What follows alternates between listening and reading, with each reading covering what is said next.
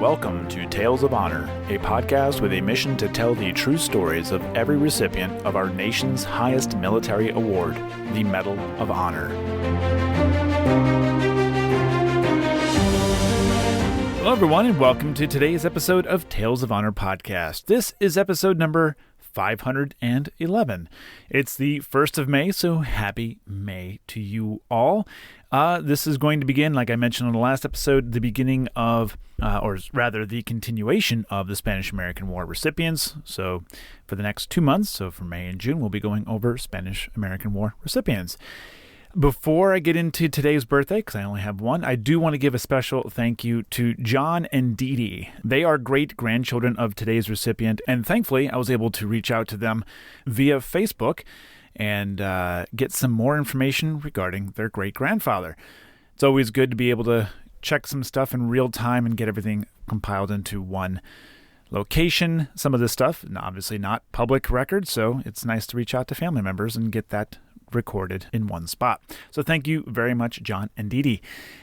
I have one birthday go over today, as I mentioned, and it actually belongs to yesterday, April 30th, 1946. Mr. James McClellan turned 76 years old. So a very happy birthday to James McClellan, who is a former Specialist 5 in the U.S. Army that received the Medal of Honor for his actions during the Vietnam War.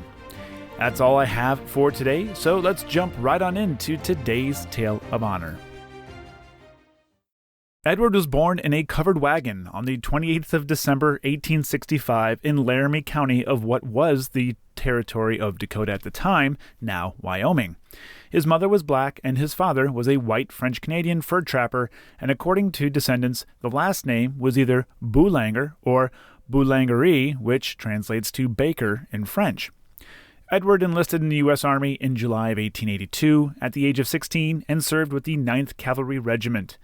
Edward's first reenlistment came about a year before the Spanish-American War began, and when he deployed to Cuba, he was a sergeant major with the 10th Cavalry Regiment, and his actions on the 1st of July, 1898, during the Battle of San Juan Hill, would later earn him the Medal of Honor. The citation reads, "Left cover and, under fire, rescued a wounded comrade from drowning.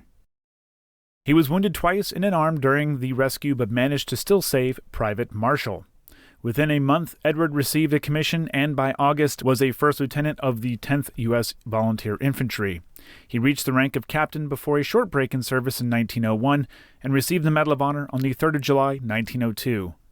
Edward rejoined the Army, now as a second lieutenant with the Philippine Scouts, and caught the tail end of the Philippine insurrection. After 26 years of service, he retired as a captain on the 31st of October, 1909, and he was married to Mary Brown, with whom they had 5 children, 3 daughters, and 2 sons. Education was very important to Edward, a trait that was passed down to his descendants today.